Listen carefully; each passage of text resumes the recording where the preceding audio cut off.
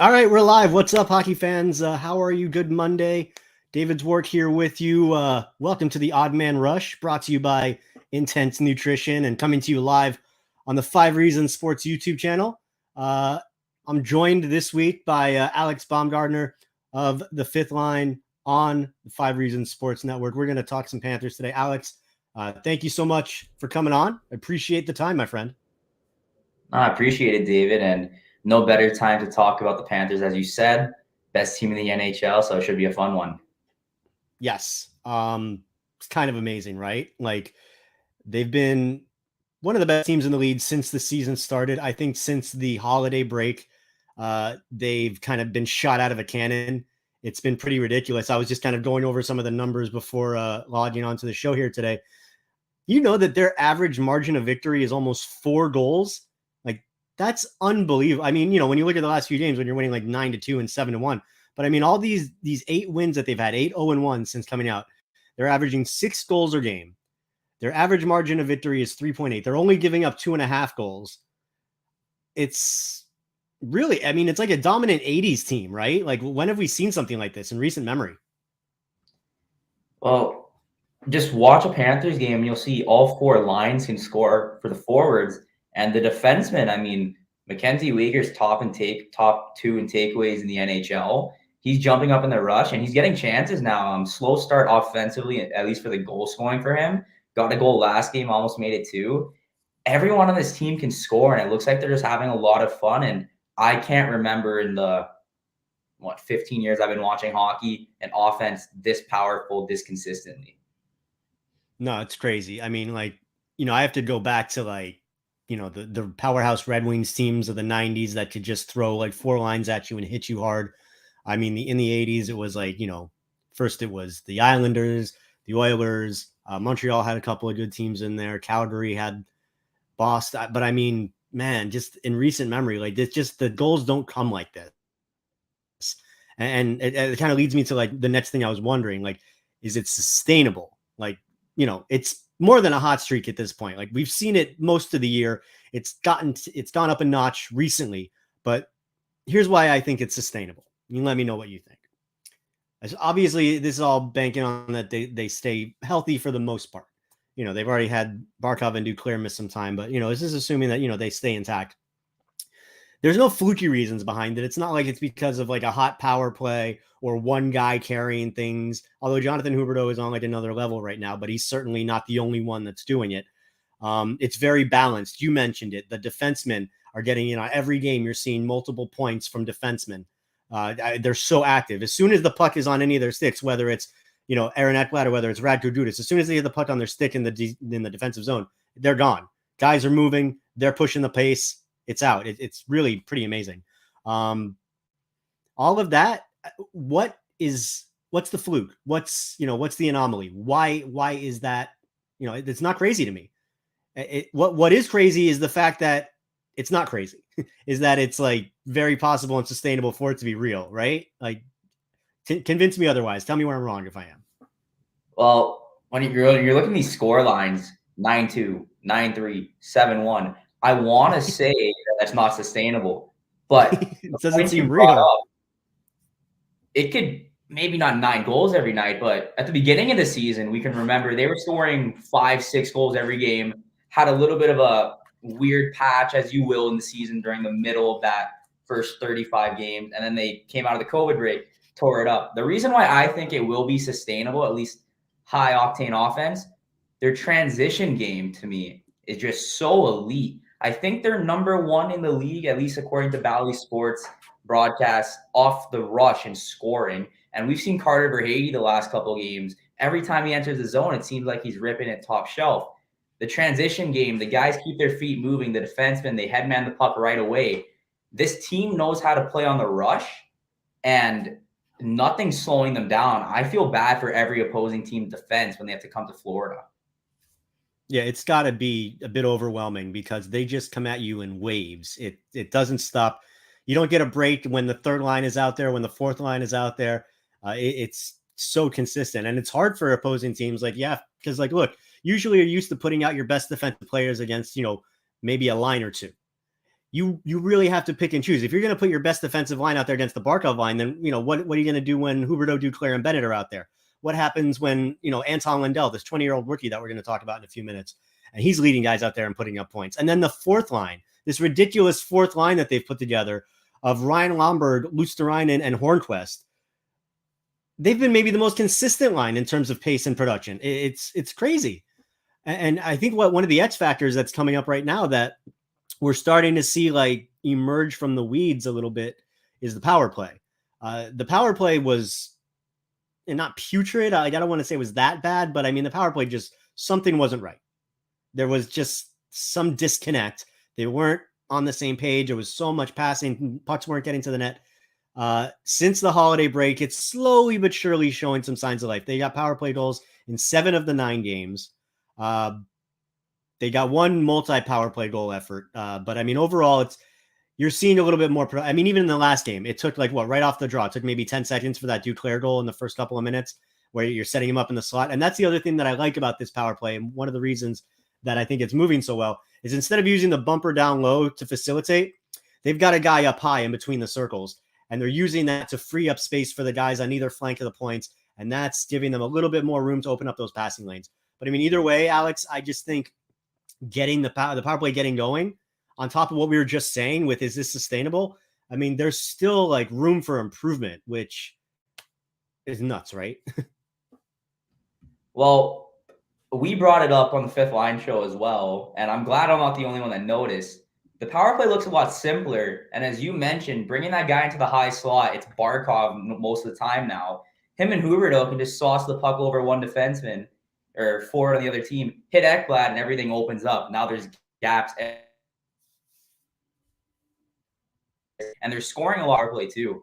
I know we saw Tampa do it a lot last year against the Panthers in the playoffs, where they stick Braden Point right in the middle and the slots open every time. I like the way the power plays kind of just simplified their game a little bit. And, as you said, 7 of 9 games, they've scored at least once on the power play.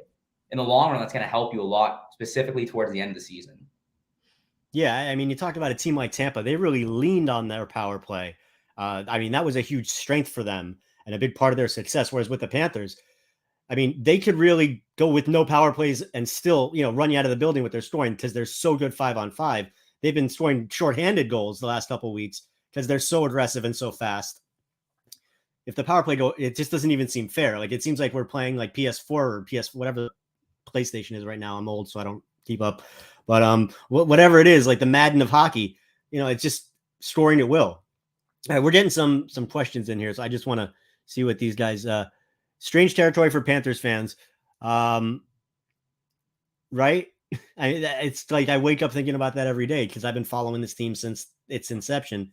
Even in the few good years that there've been, this is different. This is President Trophy conversation. This is, never before seen scoring type stuff. I mean, Alex, you said you've been following this team for over a decade. It's just remarkable. And at the end of the day, like if you're a Panthers fan, you just kind of have to take a moment and just lean back in your chair for a minute and just bask in the glory of what's happening right now. This is amazing. Well, David, I live in Toronto. That's where I go to school. This is the hockey mecca of the world for a lot of people. Sportsnet, TSN, The Athletic, they're leadoff stories now are the Florida Panthers. And I never thought I would see that in my lifetime growing up in South Florida. The Florida Panthers leading NHL discussions over 2 different countries. It's truly just something that Cat fans really are appreciating, as we can see on Twitter, we can see in the arena. The fans are loving it. The media outside of the local media is also starting to pay more attention to the team. Because remember at the beginning of the season, the Panthers betting odds for the Stanley Cup was pretty low.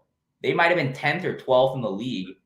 Now, they look like one of the favorites, if not the favorite. They've got it. Yeah. I mean, you would think right now their divisional opponents, you got Tampa, Toronto, Carolina in the West. It's, Colorado, obviously, maybe Vegas is going to, Vegas is actually going to be a dark horse. They're about to get Jack Eichel back in the lineup pretty soon. So that's going to be a fun team to watch after the deadline, the All-Star break and all that. Is he in Dade's asking about Conor McDavid? I'd love to see, anybody would love to see Conor McDavid. I don't see it happening. I don't think the Oilers are gonna. That would be pulling the plug on basically anything that they're trying to do right now. I think Edmonton, they've got some issues there. Goaltending always seems to be one for them, but yeah, I wouldn't think of a guy like Conor McDavid. When I think of like a white whale type of acquisition that the Panthers can make right now, like the name that I just instantly go to is Jacob Chikrin, the defenseman from Arizona. I mean, just because he's so good, his contract is so friendly. He's like $6 million-ish a year for the next couple of years, which is like really good for a guy of his caliber. He played down here as a kid. His dad works with the Panthers. He's very familiar with South Florida. Obviously, Alex, it would take a huge haul to bring in a guy like Chick. I was actually texting with a good buddy of mine who's very plugged in with the NHL, and we're just kind of talking about potential trade. And I threw an example at him, and I was thinking, Owen Tippett, Grigory Denisenko, next year's first because they don't have a first this year, and another prospect for Chick. I was like, would that be enough? And he's like, you add that, throw in Kolochoynuk, our prospect defenseman, throw in a guy like Luosterainen, and then maybe Armstrong listens. That seems like a pretty big haul, but with a team as deep as the Panthers, a guy like Jake Chikrin, I mean, if they're not already over the top, that just kind of seems like a huge embarrassment of riches, but it would take that kind of a haul. What do you think about that? So I grew up playing hockey in South Florida. Jacob Chikrin, I think he's a 97 or a 98. So he was a couple years older than me. I was on the 01s. Everyone knew how good Chikrin was. I think he was first overall pick in the OHL draft too. Took a little bit of time, as defensemen often do, entering the league so young. And now he looks like a legit elite top four defenseman. David, his contract, $4.6 million, modified no trade clause until 2024, 2025. Oh, it's even better than I thought. You do that deal that you just mentioned. If that deal can happen that you just mentioned, I threw in Heponiemi's name before I thought about Luosterainen, but Luosterainen's probably the guy teams would want now, just the way he's been playing. Yeah. If you can get Jacob Chikrin, you do it. And if you don't have to blow up the roster, maybe one of the roster pieces and a bunch of your prospects, I think it's worth it because he's going to put you over the top. Yeah. And Frank makes a good point in the chat. Sherratt is another, Ben Sherratt in Montreal is another guy, just because of the toughness. The good thing about this Panthers team, though, Frank, and that also brings an interesting point. They're not really considering that they score so much and they're just such a offensive powerhouse team. They're not really lacking in the toughness department, though. When you've got Hornquist and Gudis and Vetrano and Lombard, like these guys are badass dudes that are happy to throw it down. It's kind of remarkable how well-rounded they are in that sense because Ben Sherratt, very physical defenseman. He would, obviously be a nice boost to the Panthers and round out that 6D, but it's not like they're deficient in that area, right? Yeah, exactly. Like right now, everything seems to be working, and we've kind of seen the emergence of some of they've been testing different players for that sixth defense. Maybe, keep a Swan in the lineup the last couple of games. And before that, Lucas Carlson looked pretty decent too. And we've had Chase Prisky and Matt Kierstead step in for a game or two here and there. I still prefer to maybe make another deadline move. Now, Chikrin's going to cost a lot. I don't know if that would happen. But as you mentioned, Sherratt's a guy that would be a lot cheaper. Montreal is clearly not competing for a playoff spot. And it looks like they might be trying to retool a little bit. We've been saying that for years with Montreal. There's quite a couple defensemen that their names have been popped up on the trade block here and there. It wouldn't surprise me at all if they do make a move at the deadline. Yeah, we've seen from Bill Zito, in addition to all the amazing moves that he's made, and he seems to hit on pretty much every move. He likes to bring in a lot of D. He likes to have a lot of defensemen around. We saw it last year. This year, I think they're kind of banking on the guys they brought in last year. They brought in Ulevy earlier this season. But yeah, I agree with you that if they're going to do anything ahead of the deadline, it would not surprise me to see a defenseman or two come in. I do want to pause real quick, Alex, and just talk about the show sponsor, Intense Nutrition, because they are awesome. They've been supporting the show since day one, and really, it's an amazing place to go. They're over at 2540 North University Drive in Coral Springs. I always mention it, just a few minutes from the ice den. which, obviously spend a lot of time at the ice then if you're a hockey guy. It's a popular area. But look, Intense Nutrition, you're going to get hooked up because they're going to give you great competitive low prices, but with that personal touch of a local business that we all love. And especially these days, you really want to see it. So definitely stop by. Their staff are so knowledgeable. They're going to hook you up with any of your vitamin and supplement needs, any of your pre-workout or post-workout regimens that you might need. And they'll work on you one-on-one for specific stacks. Right now, obviously, with this COVID spike going on, cold and flu season, it's a little chilly outside for us, Alex, here in South Florida. Not as cold as up in Ontario right now, but it's hoodie weather for us. So if you want to fight off that, they'll hook you up at Intense Nutrition. They've also got this amazing program called the Intense Cleanse and Detox, where you can lose between 10 and 15 pounds in just 10 days.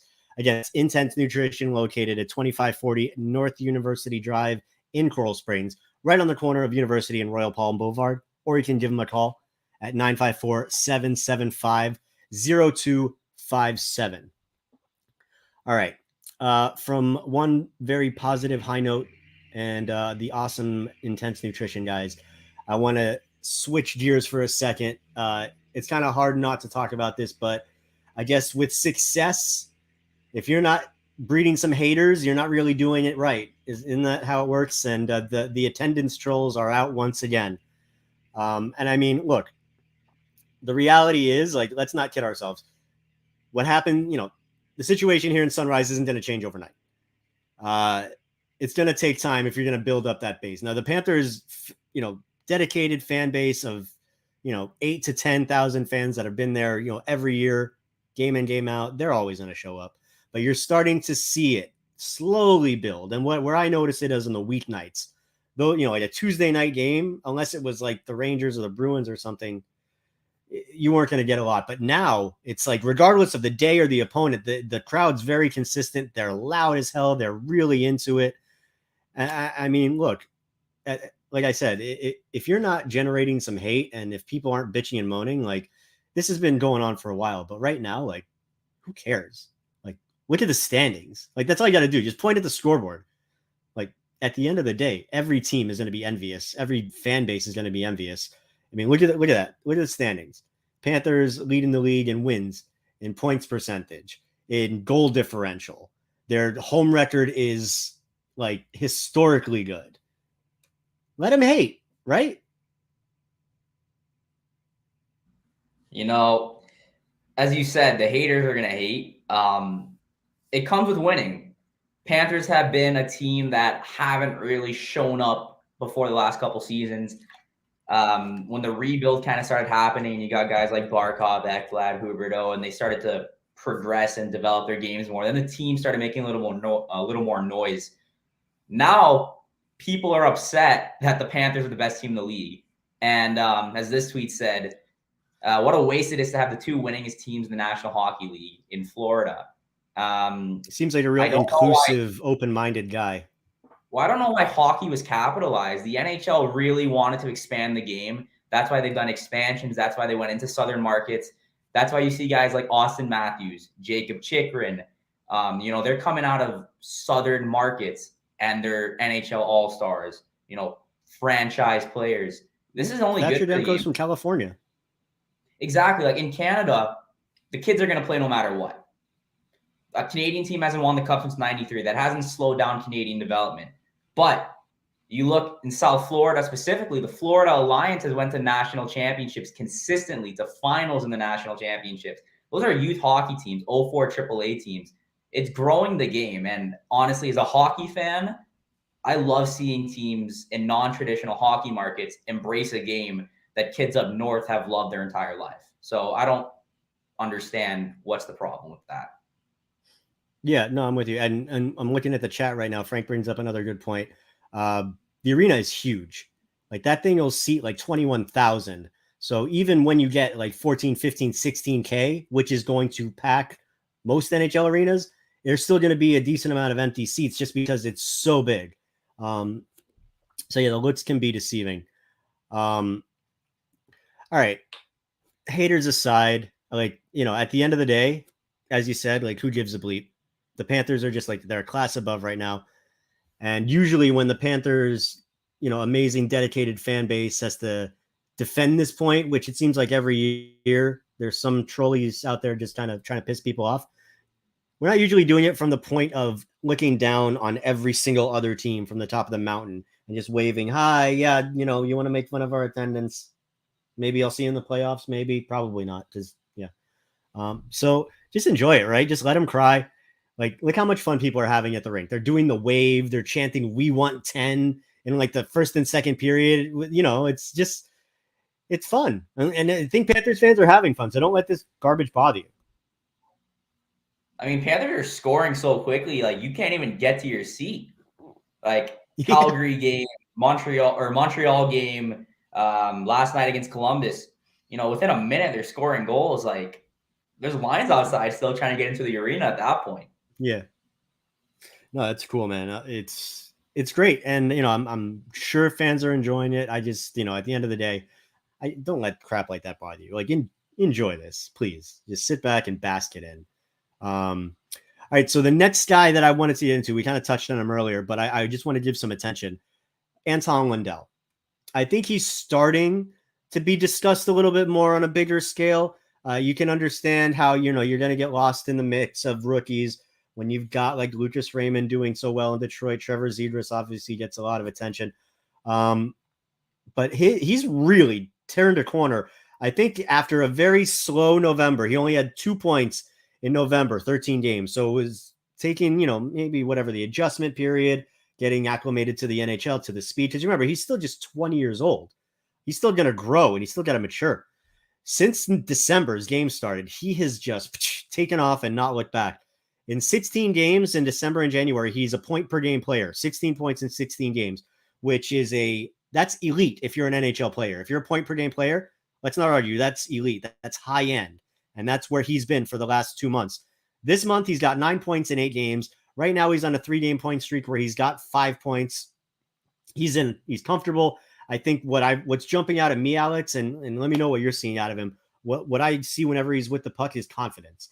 He's got the balls to make moves now. He's cocky. He's cutting in and out of the slot. He's toe dragging. That nice little wraparound move that he made from the top of the crease to score the other night. It's like this kid is growing before our eyes, and it's really cool to watch. Panthers brass did really good on this draft pick. I remember when he got picked, I don't know the exact quote, but I know he said he thought he would have been like drafted a little bit lower. Watching this guy in the World Juniors for the last couple of seasons, dating back to the last tournament, not the one that was just canceled, and then the World Championships. I believe he led that Finnish national men's team in scoring, the one that got the silver medal at the World Championship in overtime against Canada. Like at the junior level, he looked like a man amongst boys. Just the confidence he was carrying the puck, dominant in the face-off circle, controlling the power play for the Finns. He gets to the NHL. We saw some glimpses at the beginning of the season. That COVID break, though, whatever happened in those 2 weeks, he just looks like he belongs, and he looks like he's been playing in the NHL for years. And he reminds me so much of Barkov. Two-way game, penalty kill. He's not trying to be flashy, but he'll use those effective moves like the between the legs and that pass to Mammon where he also went between the legs. Oh, he's just gorgeous. He is an amazing player, and it's just the sky's the limit for him. Yeah. Yeah. I mean, he's so comfortable right now. Like, it took him 20 games to, for a 20-year-old kid to get comfortable in the NHL. Cause now you can tell he's in control.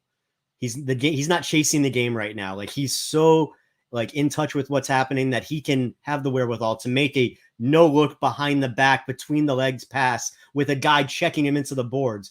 He can corral the puck, turn and shoot all in one motion on the doorstep with a guy draped on his back. And looking at that right there, 6'1", 185. You mean to tell me at 20 years old, he's not going to grow another inch or two? He's not going to put on another 15, 20 pounds? Look at Huberdeau and Barkov, their first few years, and how skinny that they looked. And look at them now that they've grown into men, that they've been working out with, professional regimens, building their muscles. Oh, I'm so excited to see where this kid goes. And what you said first was absolutely that they hit it out of the park. Panthers brass did with this pick of Lindell. it's kind of amazing, and I'll leave it at this, Alex. Like 20 years old, he's playing center. If he needs to pop up to the second or first line, those lines aren't going to skip a beat. How many teams can say that, have that kind of a luxury where you can lose one of your top 6 centers, your first 2 line centers, and have a guy that can pop right in? And you know what else? In a couple, maybe a month or so, when they get Noah Chari back and their center depth gets even more vast, they're going to have 6 centers at any time, because you're going to have your 4 mains, Barkov, Bennett, Lindell, Luosterainen, Vetrano, or excuse me, Achari, Reinhardt. So deep. So deep. It's not even fair. The forward depth, it's the best in the NHL. Your AHL team has guys that could probably play third or fourth line on some of these teams in the NHL on a consistent basis. That fourth line, as you said, might be the most consistent line on this team. They don't get broken up a lot often. Lomberg looks like a different player. Luosterainen looks like a different player. Hornqvist, continues to play that dominating game he has for his whole career. This team, scoring's not going to be a problem, and I think that's what we talked about this whole episode. It's a good team. They can score in waves. They can flip a switch. If they go down a goal, they can come right back up. It's a really good hockey team. Yeah. And I kind of want to wrap it up on that note, just because we've been talking about all these great attributes that they have and all the reasons why they're so good. So I want to get your take. What's your concern as we reach the halfway point? Like what's this team's Achilles heel, if they have one? Where's the biggest area that they might need to improve as they, as we approach the playoffs and embark on what we hope is, a long and prosperous run in the postseason? Road games, 5-4-5 on the road compared to 21-3 at home. You're going to have a lot of COVID games made up too over February, just because I think there was 4 that had to have been made up. A lot of those games down the stretch are going to be on the road too. The team hasn't been as dominant on the road as they have at home. And if you want to stay towards the top of the Atlantic and avoid a conference matchup in that first round, they're going to need to start winning more road games. And I think that's the one thing I want to watch a little more closely for this team. No, that's a good point, that they're about to be tested, because they're going out to on this trip right now to Western Canada. And, those are tough buildings to play in. It's a tough trip. The weather sucks. Tough buildings. Vancouver's not an easy place to go right now. Edmonton, who knows? They're kind of a mixed bag, but I mean, Calgary, Winnipeg plays well at home. And then their first trip to Seattle, it should be fun. In terms of concerns heading into the end, I mean, I will say that, I'm always going to look at the goaltending. We've seen it hasn't been a consistent year for Bob by any stretch, but he's played more solid games this season than I think maybe already in his first 2 with the Panthers. And we've seen like the bar has been raised for Bob this season. So there's certainly hope there. And again, the good thing is this team scores like crazy. So he hasn't really had to win them any games on his own. But still, like, your goalie has to be good to get you through to the playoffs. And so I'm certainly not anywhere near as confident in Bob as I am with the rest of the team heading into the playoffs. But again, there's still time for him to improve between now and then. But for me, I thought that goaltending would be a little bit more shored up at this point, Alex.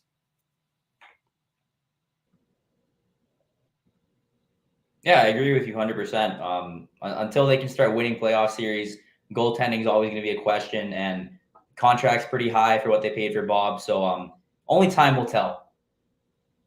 Yep.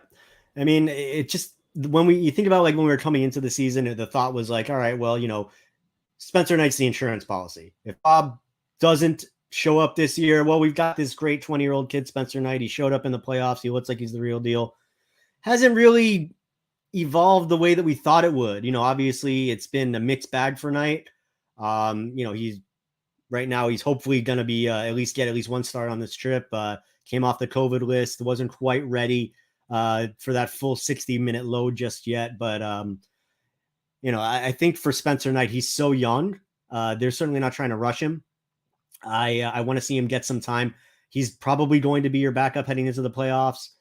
They do have insurance with Jonas Johansson. They did bring in Evan Fitzpatrick on, the two-way deal, the taxi squad type deal. So they're giving themselves some depth there, but it's got to be, I think, at the end of the day, Bob and Knight for the playoffs. And hopefully, Bob is able to carry the team, because we've seen it before that he can take his game to a pretty high level. We've seen it this season even. So, hopefully that's not the X factor, but I think it's going to be a pretty big deal when we get there. All right. Well, I guess that's going to wrap it up. We've hit the 30-minute mark. I want to thank Alex so much for taking some time on his Monday afternoon and joining me to talk some shop here and get into the Panthers. Alex, thanks a lot, bro. I really do appreciate it. And I hope we can do this again. Absolutely. Anytime, David. And just go Panthers. Amen to that. And thank you to everybody watching to this week's episode of the Odd Man Rush, brought to you by Intense Nutrition. You see their social media information right there in the screen. And again, thank you to Alex. Thank you to Manny producing and doing such an amazing job getting the show on the air and on the streams and all that good stuff. And again, thank you to everybody who's watching, all the commenters, guys. I really appreciate you chiming in on the show. It's really cool to see people interacting. And so thank you so much for that. Until next time, we'll be back next week. But until then, I'm David's work. I hope you all have a great week. If you're down here in South Florida, enjoy this cool weather. If you're not, then you're probably cold. All right, guys, I'll see you next time. See how the Panthers do on this road trip when we get back with you next week. Until then, take care of yourselves. And as Alex said, go Panthers.